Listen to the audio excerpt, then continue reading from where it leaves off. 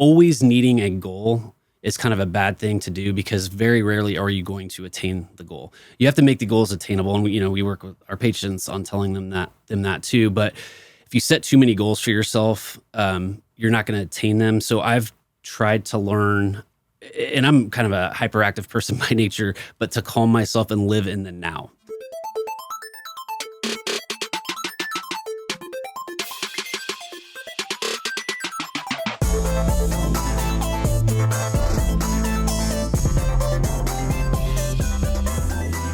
Well, welcome to another edition of Human Expedition, Around the Clock Part 2.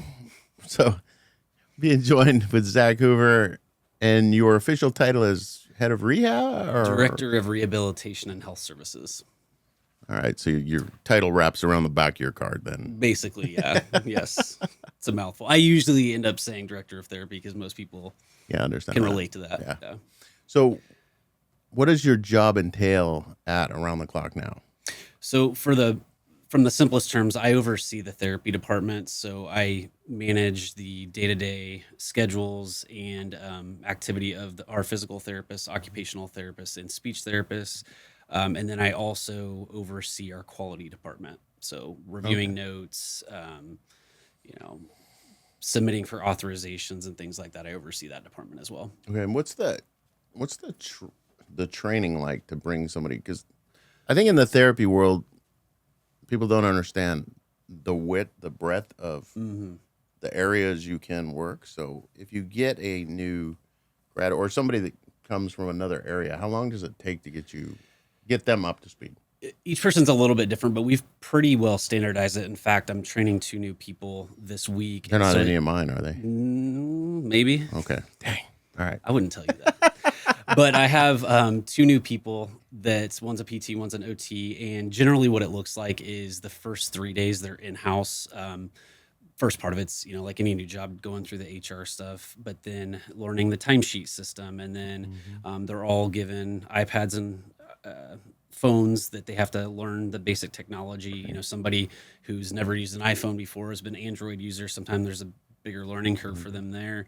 But the biggest thing is learning the electronic medical record system. Yeah, the different documentation system, right? Yeah, and billing system. And we introduce them on, how to navigate it, which the cool thing with our new system, they can do it virtually. So there's an online system where they can learn the basics of it, but then I give them a test patient. Can't hurt it. You can't do anything wrong with it, but they go through the assessment.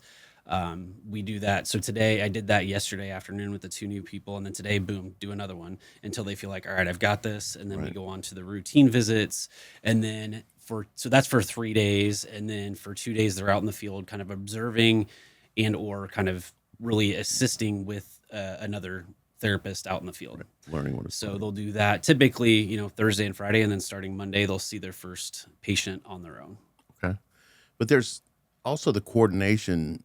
Like in my world of outpatient, there isn't that coordination of if you're doing a wound care patient and there's a coordination with the nursing and with the therapist, and the safety issues involved too, right? Is that a big training? Yeah. So there's lots of, especially in home health, there's a lot of variables. So it's not a controlled environment like outpatient therapy or inpatient or acute rehab where everything's nice and neat. So yeah, we do have to make sure that they understand the different hazards that can be in home, whether it's a dog, contamination. You may not know. Patient may be home for a week or week and a half from the hospital and develop something that never got picked up in the hospital. So we definitely stress infection control very big. That's a big point of contention for us in part of their training. And I didn't mention that they go through multiple videos and then they have to actually try it with a fake patient that they're treating the patient with good infection control measures. Yeah. So because a lot of people don't know how fast wounds can go bad. Yes. And especially when we're only seeing them a couple times a week. Right. And some of that comes in with patient compliance and buy-in and to your point, I don't think the patient often understands how quickly it can happen. We say, we'll be back in a couple days. Here's your wound care supplies. Like, oh yeah, no problem. But in that short amount of time, it can go south pretty quickly. Well, that's one of the things when we're talking to Mary, we were talking about like how many people go how many people go home to just with family? So now that's even exacerbating more. Like, hey, that toe's starting to turn black. That's not a good sign, right? Right. They wait till the whole foot's black. Now it's like, Yeah, now we have to get rid of some toes or maybe more. right. Yeah. Yeah. But I think it's just interesting the amount of training that the professionals have to go through, but the people that release the families, and there is zero training. Yeah, oftentimes, and like we were talking a little bit before we jumped on here, there's a big reality that sits in when the patient gets home. Mm-hmm. You know, there aren't grab bars everywhere. The doorways aren't 40 inches wide. The carpet's not low pile. It's thick, and it's harder to pick your feet up to go, or harder to roll a wheelchair. So, you know, as a therapist in home health, you tend to, once you're in the home, you are by default almost a case manager, a nurse to some extent, a medical social worker to some extent, a dietitian to some extent while you're in the home. Yes, we do have those services, but sometimes if you identify something that's going to immediately impede the progress in therapy, you kind of have to address it right then. Yeah, it's crazy. All right. Went on a tangent. But anyhow, it's interesting stuff. So let's go back to you, like your childhood. Like, so when you were a child, you thought someday I want to be a head of a rehab at a... Not at all. So what was your first? Professional, anything to do with sports. But as we know, that's a very competitive thing. So if you're not completely dedicated, and I'm learning that even more now with my kids, that it gets serious real quick, even more so than when I was a kid. So that reality kind of, you know, I played a little bit of college sports, but that reality went away pretty quickly. But I always envisioned I wanted to be a doctor, just because that's, you know, you grow up and you want to be a doctor or a lawyer, right? And that's what everybody wants to do. Or a fireman or a cop.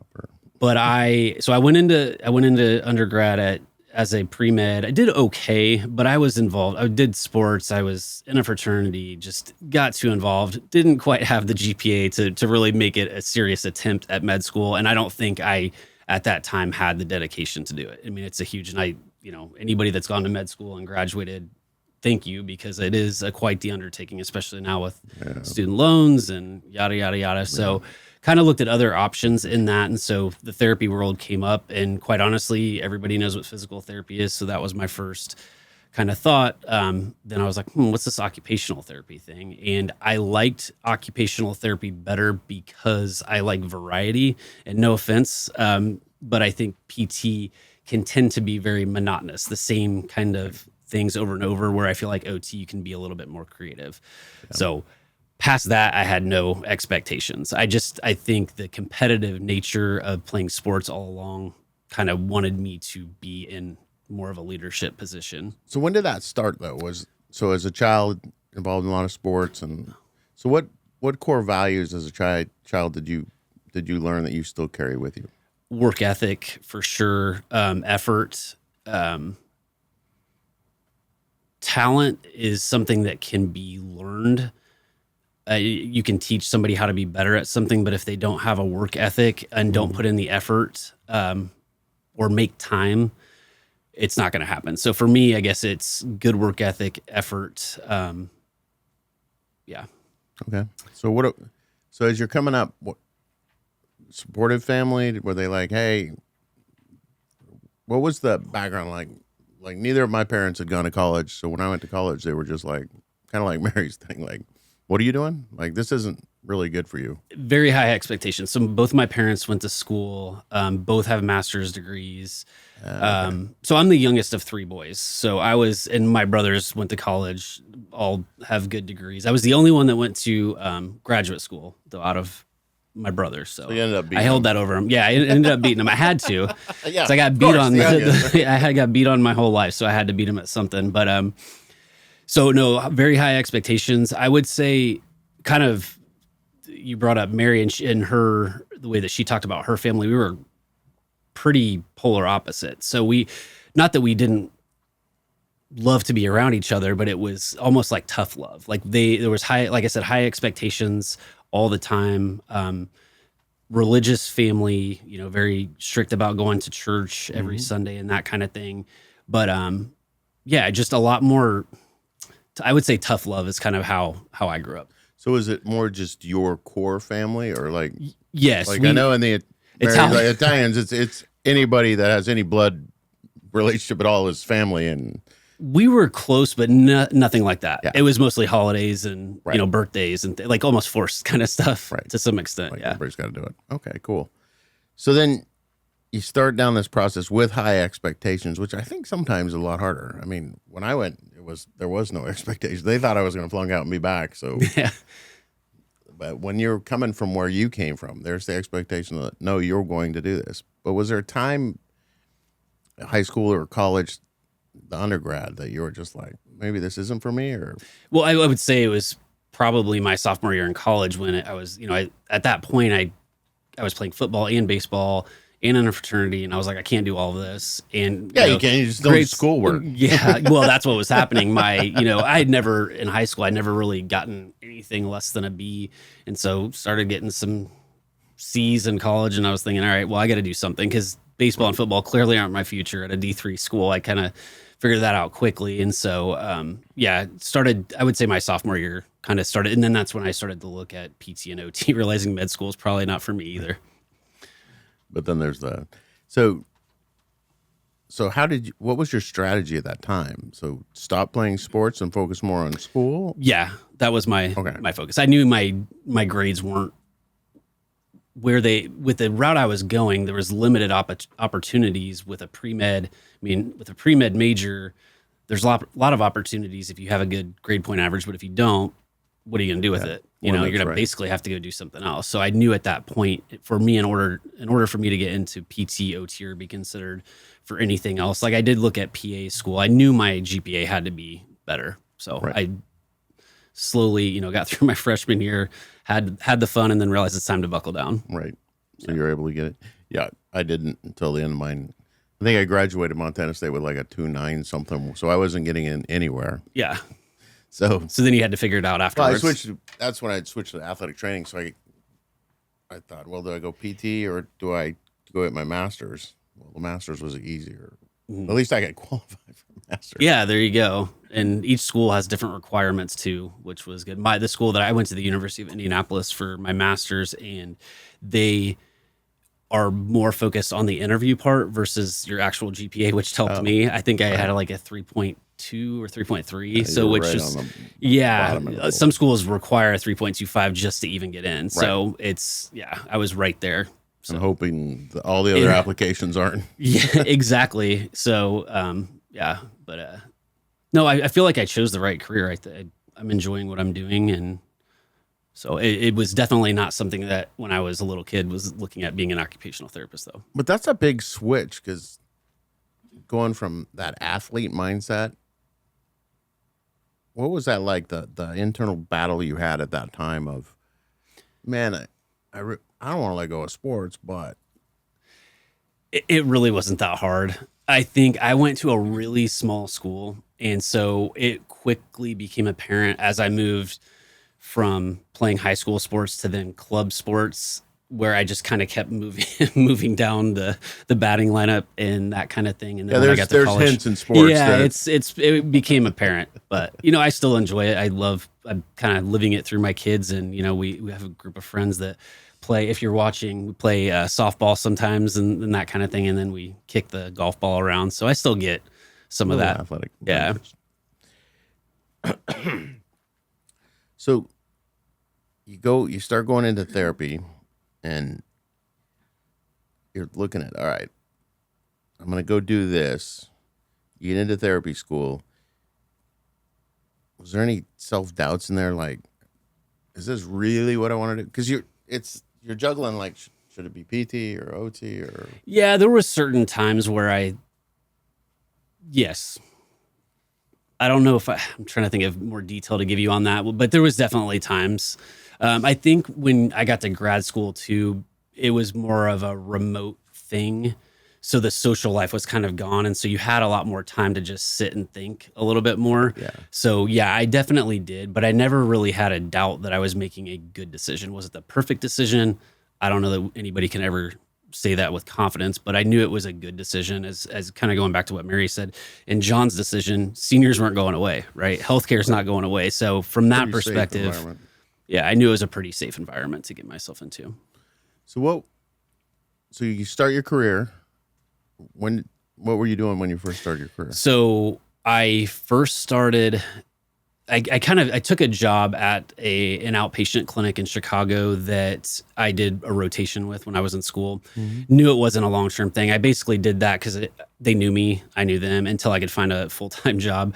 Right. Well, being a new grad at the time, no relationship, therapists were hard up. So I was getting recruiters calling me, Right. went to Colorado Springs, went to Fort Worth, somewhere down in Dallas, Fort Worth, and then went to Bakersfield. And I was, in my head, I'd never been to California. So I was thinking, oh, California, this is Beaches, awesome. Yeah. It's awesome. So They flew sold me that yeah, lie, too. Yeah. And they drove me, they didn't take me down the oil fields. They took me down all the nice roads, through Seven Oaks and all that stuff. The Brought you in backways. the spring, probably. Yep. And then they made a point to say, look, there's no clouds in the sky. And you realize that there aren't any clouds in the sky in Bakersfield, usually during the summer, but it's so Not any hot. stars either. So, Yeah, exactly. Why is it gray? Yeah. So they offered me, it was a really good offer for the company that I ended up moving out here for. They helped pay for 30 days of housing, sign-on bonus. It was just a lot for a new grad not to pass up on. And I Right. thought I'll do a year because that's what they said. And I've been to Bakersfield ever since. That was in 2010. a little while ago. Yeah. So what was the turning point of moving over to Around the Clock? So that's a good question. So I worked in rehab, inpatient rehab, which I really liked it. Got a lot of good knowledge.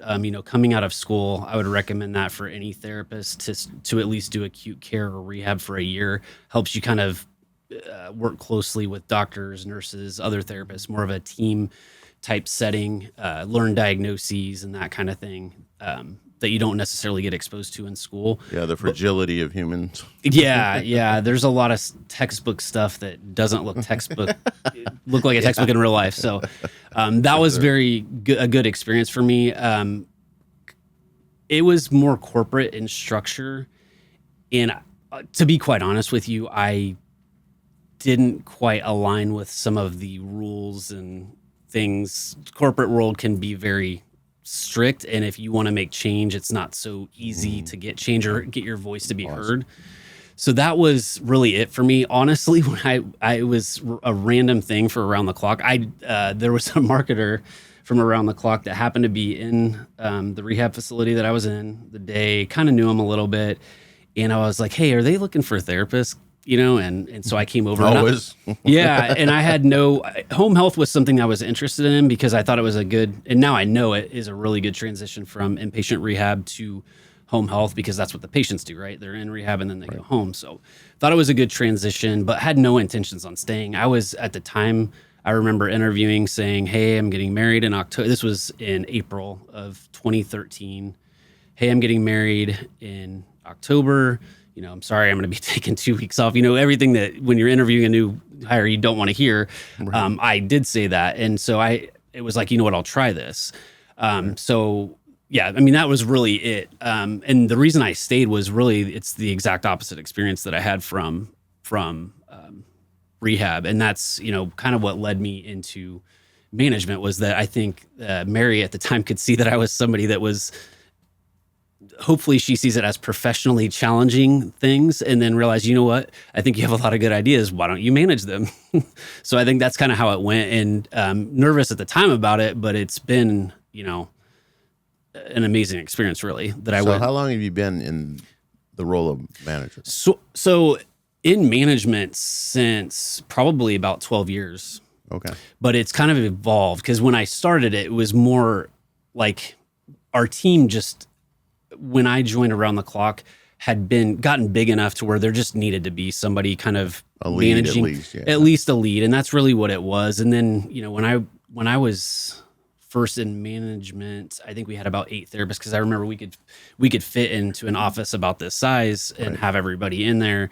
And then it just grew. So now we have 25 therapists. So it's kind of grown. And I've gone to certification trainings. So there's different things that I'm doing within the company that aren't solely just managing the therapists. So, but that's a weird shift too, because you're going from being a peer to a manager. Oh yeah, I remember one of the therapists that had been there a long time had made a comment about it, and I didn't get it at the time, but he was like, said something about a knife in my back. And as we were walking out of the first meeting, I was like, what's he talking about? I remember telling Mary, and she died laughing. She was like, yeah, she's like, a lot of people like, that's the thing that a lot of people like to do with the new person in lead. And so, but I was fine with it. I told him, I'm honestly doing this not because I want to be in here like being in charge of everything, but like we all need this. And so it was more like a coach. That's the way that, and I still feel like that's the way that I manage my team, is more of a coach mentality more than a boss type mentality. We figured out a long time ago that, well, some people still do the old yelling, screaming, carrot and stick management. It's just not. Yeah. I mean, there's a good balance of both. Some people need that when it depends on the point. personality of the people, right? And that's been the thing that's been the hardest thing for me. I think I told you I grew up tough love. So when I first started management, I was pretty rigid, very, these are the rules, this is it. And then you slowly learn that while, yes, you don't want to deviate from that, there's ways to be more understanding, have more feelings, so to speak, when you're talking with somebody. That was hard for me because I shut the feelings out. I'm just talking to you objectively. So what was harder, becoming the manager? Because I already know part of this answer, but you get in that role. Did you find it harder to get the team on board or to talk to Mary about ideas? Was the communication up or down harder for you? So I think it was up was harder for me. I mean, I think it's a good thing too, but even to this day, I still, talking to your boss, even though I think Mary and I have developed a really good relationship, especially over the last 5 years, I would say, there was this intimidation factor that like I said, I still have it. For the team, it was more, there was a few that were, like I said, the knife in the back type of thing, but most of them were like, thank God we need somebody. Right. So they were very open to it. And, I presented it like, what are your top 5 issues that we need to tackle first? And I remember in the top of my head, scheduling was a big thing. So that was the first thing. As soon as we tackled that, everybody kind of relaxed a little bit, and then we focused on the next few things. But I don't think that's a really managing smart way to approach it though. When you're solving problems for your team. And that's why one of the reasons why I still like seeing patients too, because I can see some of the stuff that they're telling me that they're struggling with out in the field. I'm like, yeah, it's not that problem. It's not that hard. Just do this. But then when I get out there, I'm like, oh crap. In fact, I had one today where she was having trouble entering meds. And I said, I had that same problem. This is how you fix it. But I'm not able to do that if I'm just sitting in an office and managing from a screen all day long. Right. Yeah, but I think that's actually part of the problem with the big corporations, because it might not be, the person talking to you might not be a therapist or might not have been in that role. There's like, look, according to my spreadsheet, this is what you do. Okay, that doesn't always work though.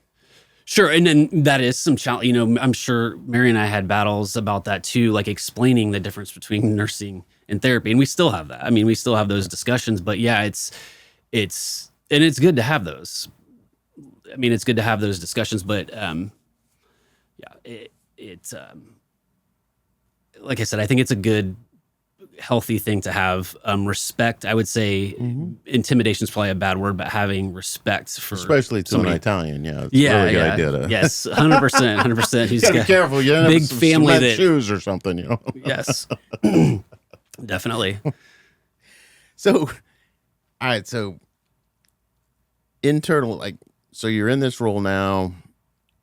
What is your how do you maintain motivation and how do you find fulfillment now?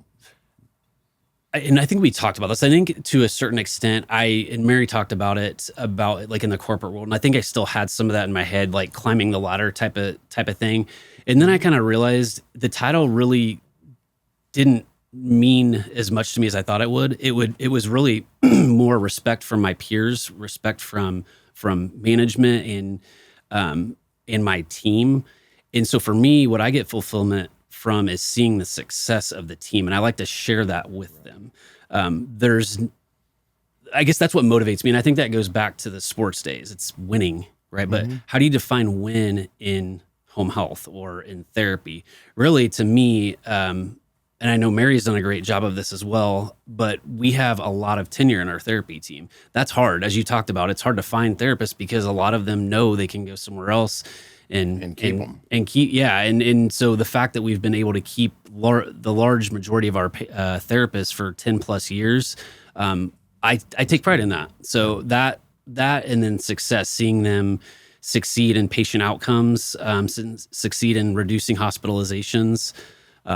So that's how I get my, Yeah, because that's another huge thing, right? Readmittance. If it's huge. It's huge. And unfortunately, you know, we don't see a lot of patients on weekends. And a lot of times that's what happens, as they go into the hospital over the weekend. So we've tried to do a good job of, seeing patients that we feel like are high risk on Fridays and Mondays, and if they have to be seen on Saturday, we've started to do a little bit more therapy on Saturday for that reason. Sure. Yeah. I mean, it's not, the patient doesn't want to go to the hospital. The hospitals don't want to readmit them, and we don't want them to go back. There's a lot of reasons. Everybody has a lot of interest in reducing rehospitalizations. Have you seen a shift, though, at least on the acute side, that the stays are getting shorter and shorter, so people are coming out sicker and sicker? Yes. That happened even when I was back in rehab. I mean, we would have patients that they have to do 3 hours of therapy, and there was no way, even with 2 therapists and an aide, there was no way we were going to get that person to do anything functionally. Levels and yeah. So I saw it. I mean, this is 15 years ago. I saw it then, but I feel like it's gotten more so, in the home. And then, you know, the piece that I don't think gets talked about enough with home health is how much education the families get when the patient comes home, especially if a patient, you know, maybe it's a new stroke, healthy, you know, 45-year-old, otherwise healthy 45-year-old that never went to see the doctor, now had a massive stroke, and they're at home with family that has no idea how to manage them. You know, that's where the home health really comes in, and it can be challenging, but it's a good challenge. Yeah, I think it's one of the hard parts of that is because there's this inherent thing in families that you want to protect them, right? Mm-hmm. But it's that fine balance of doing too much for them and not pushing them to not doing enough for them. Yes, and I found that there's certain cultures that are more geared towards that than others. And so sometimes I'll have to tell them, by helping them, you're actually hurting them, because if she can put her shoes on or you know, pants on by herself safely, and that's the big thing. If they can do it safely, let them try. Yeah, let them try first. If it becomes unsafe or, you know, something medical starts to happen, then jump in. But at least let them try it. Right. Cool. Yeah. So what do you do for, obviously, a therapist? We got to keep up our CEUs, but what do you do for growth on the other side? Yeah, and that's really where I have no business background really at all, or management really, other than just self-learned and taught what I've learned on the job here. So I've done a lot of, I go to California's conferences, I haven't been to a national conference yet, but I know that that's in the works. We do a lot of networking. So through our payer sources, they oftentimes have conferences that we attend. And so, you know, they present on things, but really where we get a lot of information is talking with other agencies that are maybe facing the same struggles that we are, figuring out how they do things to help us do things better on our end. So sharing best practices and trying to... Yeah, I would say a lot of networking, but Mary's been very good about sending us to conferences. I've also done, I'm OASIS certified, so the big long document that you have to fill out for patients coming onto home health care. I looked at it once and said, I'm never doing this. Yeah, so I'm certified, but I'm nowhere near an expert. I will say that. So I have the certification. But you got to be kidding me. You have me a booklet? No. Yeah, it is rough, but yeah. So those are the kinds of things that we do, and yeah, they obviously have to do the CEUs to keep your license. So right. Okay. Cool. So same thing. Like, how do you redefine success? Has the definition of success changed? And if so, how have you redefined it now? So yeah, I would say it has. I think that if we're talking about just in general, I think always needing a goal is kind of a bad thing to do, because very rarely are you going to attain the goal. You have to make the goals attainable. And we work with our patients on telling them that too. But if you set too many goals for yourself, you're not going to attain them. So I've tried to learn, and I'm kind of a hyperactive person by nature, but to calm myself and live in the now. So success for me, I'm Very trying to important. learn myself to teach myself, all right, I have a cup of coffee. I have an awesome office. Everything's good. Mm-hmm. Then I tend to accomplish my goals more than if I set a bunch of goals and I'm trying to go, go, go, go, go. Right. So I don't know if that answers your question other than Yeah. my approach at success is less focused on a specific goal, but instead to just be present in the now Right. and happy in the now. Because if I'm not that way, whatever goals I set, I'm not going to achieve. Yeah, but I know you're a big family person too, right? So, like, same thing with the kids. Because I know now, looking Huge. back, my kids are all gone. Two of them married. Yeah. It's what amazes me is how quick that goes, and I think that's something that I see in you is actually enjoying that time. I am, but I remember growing up as a kid, seeing the parents in the stands that were yelling at their kids and stuff like, I'm never going to be that. And now I'm like, oh, I think I'm starting to turn into that guy.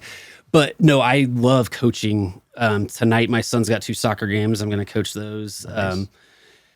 Yeah, daughters are in competitive dance and son plays baseball. And I love it. I love sports. And so we've been very good about letting them choose, but it's hard when they're 6, 7, and 8. They don't know. Whatever you tell them, what's your favorite sport? It changes every week. So, but whatever they want to do, we're supportive. But yeah, we're competitive. I mean, we make sure that they get the lessons that they need. Right. If they're not going to give the day, that's what it's like today. it is, and I mean, it used to be like you showed up at the ballpark and you played, and whoever put in the work.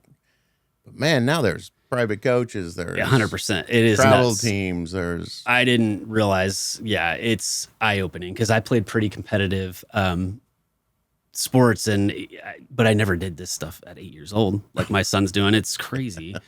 Yeah, I saw that switch with my oldest, who's now in his 30s. But Yeah, you even start back then, leading off 20 years ago. I was like, "What's going on with?"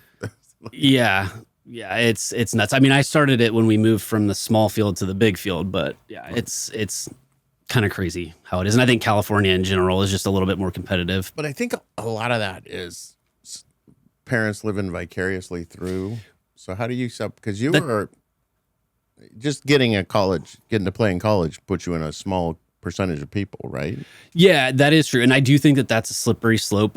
I know that I'm guilty, just like, I thought I'd never be that person. I see myself kind of slipping into that sometimes, but trying to be real, and I think coaching has actually helped me with that because I'm not just watching my child, I'm watching everybody. So I can't focus on what he's doing and nitpick as much, or her if I'm coaching my daughters, but being realistic and seeing what they need to work on, or maybe baseball's not your best sport just because I played it, maybe soccer, which I'm not good at. Maybe you're really good at that, and so just seeing what they want to do. My biggest thing, going back to what I said earlier, is if they're not going to put in the effort and they're not going to have a good work ethic, that tells me they don't enjoy what they're doing. They need to enjoy what they're doing, especially being a kid. But I'm not going to have them go out there. I'm not okay if they're going out there and practice and not hustling. That's the only thing you can control. Your attitude, your effort, your hustle. Everything else, you make errors, you make mistakes, that's fine. But you have to. And that does carry into any job that you're going to do. Most bosses, I would say, are more forgiving for somebody that's going to hustle, put in work ethic, and have a great attitude and still make mistakes, as long as they clean up those mistakes. So, yeah, you don't want the people sitting back waiting. Yeah, Or making excuses. I didn't want to do that because I was afraid. Yeah, it wouldn't go well. I need you to do that. Yes, right? Be assertive. So that at least it's all over the place. This whole illusion of life balance, and what would you say about that? It sounds like you've struck a good balance between career and family. Yes, but I will tell you that without this kind of job that I have, and really technology has helped. There's been times where my wife's a physical therapist too, and so she does home health out in the field, and so she has a little bit of flexibility. But if we have a sick child, I can document on I can do a lot of stuff on my phone, my iPad. So that's helped. I can, when I have kids sporting events, I can, again, do things on my phone and my laptop. But being in the home health environment has helped give flexibility to manage all of those things. The time I start my day I could start it at 4 a.m. or whenever I want to. It's not like a clock in, clock out type of system for me. So which has worked really well for our family.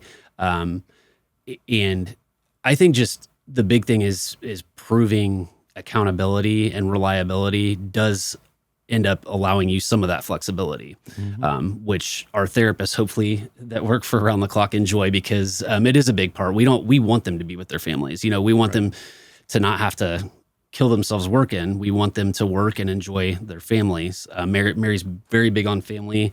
And so she wants not only her around the clock family to have fun, but I think she takes pride in seeing other people's families be successful, enjoy life. So that's awesome. All right. So going back to you graduating high school, if you can go back and give some advice to you graduating high school, what would you tell yourself? So I don't know if I would tell, if I was graduating today, what I would tell myself in today's world is that I think I was following so much in my parents' and my brother's footsteps. You have to go to college, I don't think you have to do that these days. I think you can easily, luckily I was able to pay off all my student loans, but it's quite a big undertaking. I remember when I graduated, and trying to buy a new house with all the student loans, and then everybody's just higher up than you at that point. And I was already, I think 27 years old, but by the time I bought my first house. But you can graduate high school. I would tell myself, don't think that you have to go to a 4-year school. You can still go to a trade school, electrician, plumbing, all these things, they're not going away either. Technology would be huge. AI. I mean, I'm sure I'm going to be the old fuddy-duddy here in about 5, maybe less than 5 years, who doesn't know a thing about AI. Jim Damien's about 2, but yeah. So, there's lots of opportunities without going, because there's lots of kids that go to school, get a 4-year degree, and have no idea what they're going to do with it. So I think that's what I would tell myself is, don't think you have to go to college. Look at other options, other opportunities that you can still be successful. Yeah, we see it all the time, right? Therapists come out of school and they're $100,000 plus in debt. Mm-hmm. I was like, why? Yeah. I mean, you could have, and I advise people like, look, if you're really not sure, there's nothing wrong with going to a JC, and because it's a lot less expensive. With my kids, I was big on, hey, go away and get the college experience. But now when I look at it with the cost, it's like, maybe it's not a bad thing to start. And that's what I've thought about too, is the college experience is a great thing. I for anybody that has or hasn't done it, it's a great thing. If you have done it, you know what I'm talking about. But it's a great experience for kids to go through. But it is, some people don't remember it. That's true. Well, that's why when you were asking me about college, I got a little fuzzy there for a little bit. I lost a couple years there. I got it together sophomore year. Yeah, I got it together sophomore year. Yeah, I mean, a college experience is a great thing. We've started, which I'm sure lots of people my age are doing, starting college funds for their kids, and I hope they never use it. But well, I think it's just, looking at, I tell people all the time, unless you're going into a profession that needs it, anything else, I mean, I'm so excited to see like vocational programs coming back, and because I think it's always been the same number. Only about 25% of the public graduates college, right? So there's nothing wrong with not. No, there's nothing wrong with that. And honestly, when we look at therapists, and probably yourself too, if you have a license, I don't really look at your GPA from college or what college you went to. It's more how you interview. What are your work ethics? Right. And that's what I look at all the time, is like, how much do you fit our culture? Right? Because there's, not going to name any programs, but there's people that come out with this. I think the biggest mistake PT made was making it a doctorate degree. Because then you get these people graduating with this illusion that, well, I'm a doctor. Nobody cares. No, right? It doesn't matter. It doesn't matter. I mean, the old school guys like me, it was a bachelor's degree, and then it became master's. Now it's doctorate. Yeah. But the patient doesn't care. No, and some of the assistants give better care than the PTs that have their doctorates. So. Right. So,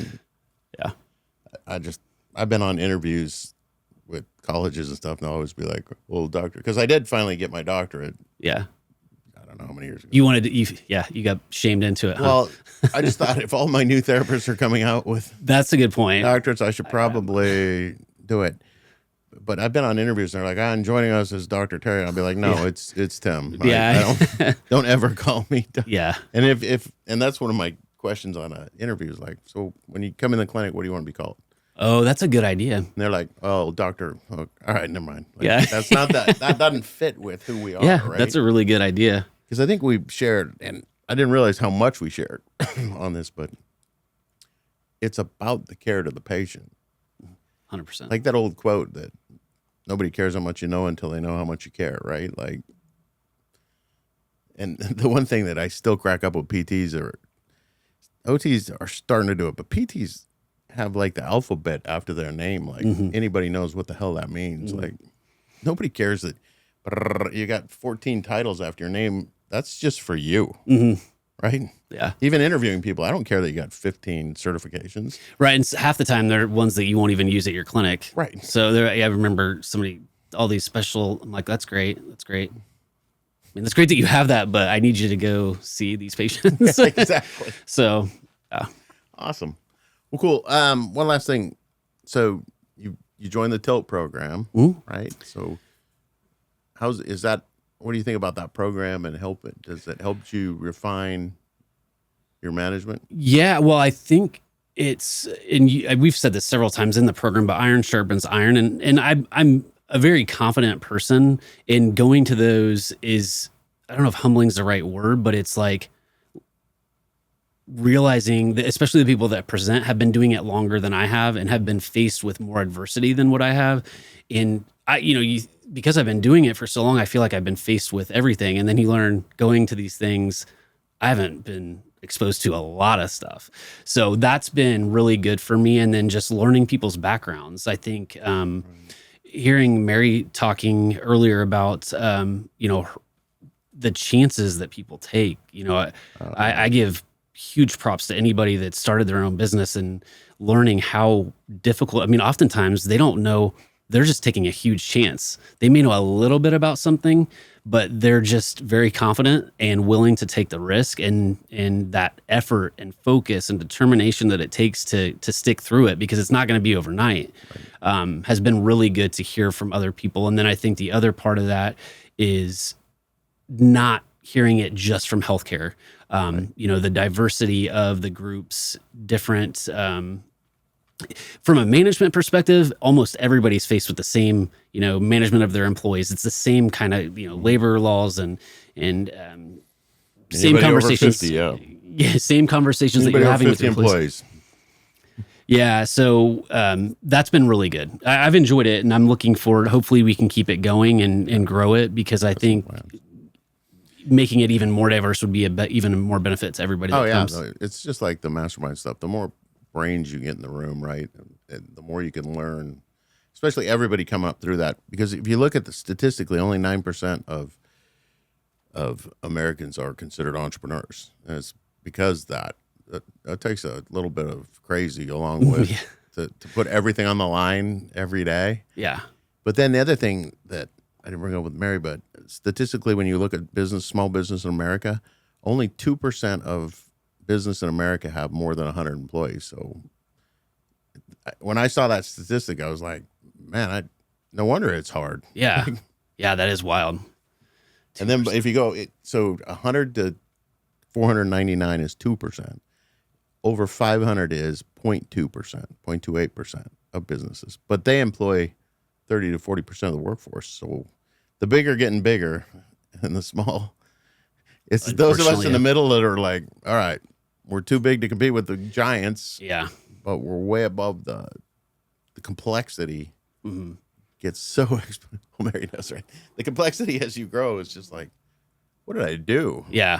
And the other weird part is like starting to understand that as it grows, you're creating this beast that needs to eat, right? The expenses don't go away. So it's like any little blip in the system, because especially in healthcare, the margins aren't great. They're not looking to add money. They're looking for ways to get. Like any little bump in the road can dip you below that level. So I think that's the weird part of as business grows, everybody's like, oh, look at, they're making all this money. It's like, we're one decision away from. Yeah, definitely. So, well, that's awesome. Well, I appreciate you being on. Yeah, thanks for having me. And I think And I keep telling you guys, with the aging of America, there's so much that people don't know, and there's so many questions out there, and there's so much misinformation. I applaud what you guys have been doing, and I think looking into how to give people a place to actually come and learn the truth would be an awesome thing. Yeah. So. Yeah. Well, thanks Thank you, sir. I appreciate it. Thank and you. We'll see you soon. Sounds good. All right. Take care.